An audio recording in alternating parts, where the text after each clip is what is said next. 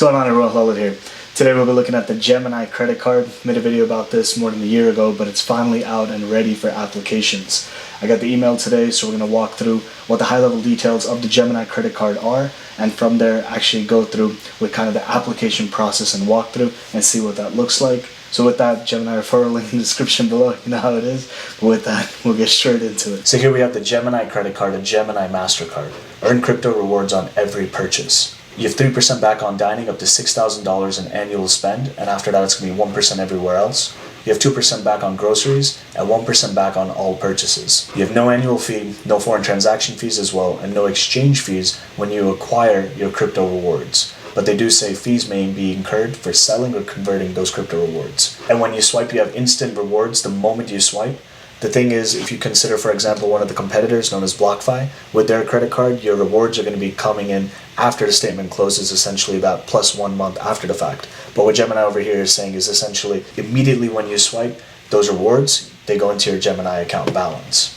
And from there, you maximize your rewards. It's essentially saying that, hey, over the last 5 years, you could have earned 25x of Bitcoin rewards done with cashback rewards. And the main reason for that is because when you're earning something in Bitcoin, and as the price goes up in terms of Bitcoin, if you hadn't sold, then the underlying value is just more in general.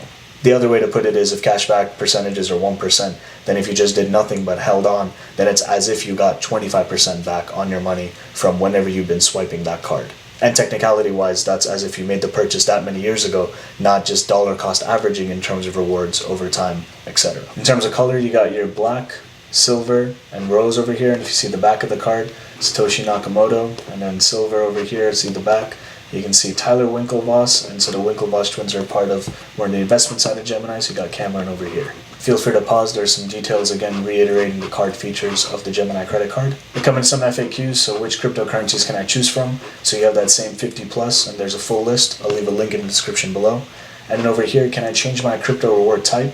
So you can change it in a limited amount of times, and as long as you change it, then all those future transactions are going to be given to you in terms of rewards in that cryptocurrency. And how do you determine the cost basis for my rewards? Cost basis is set at the market price of the specific crypto when the reward is dispersed. And there are no fees associated with those crypto rewards. And so what that means is if Bitcoin's trading at 39K change, you swipe, that's basically what that cost basis would be for you to have that crypto. And they don't charge any fees when they give you that reward, but they did say in this fine print that there may be tax implications when you're actually selling that crypto, so just something to know about and consider really. And so which purchases provide rewards after transaction posts? Basically all of them, and when you have those pre-authorization charges such as your hotels or gas stations or certain type of vendors, then essentially that's done after the fact, post a transaction.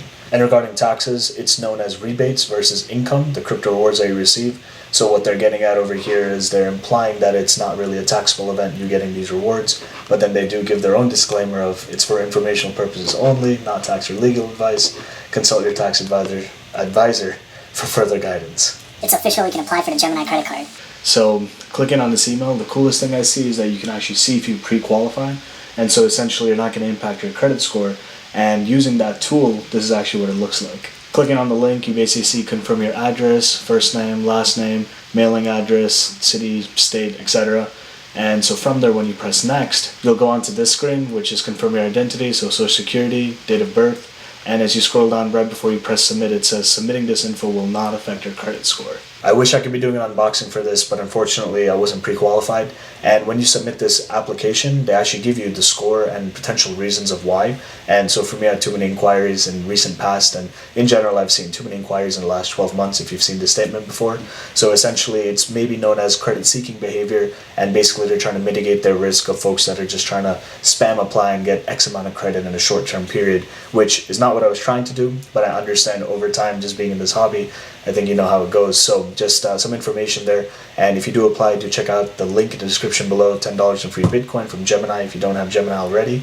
And you know how it is. Good luck applying, and thanks for coming to the end. And I'll apply in the future. But until then, see you soon. Enough. Peace.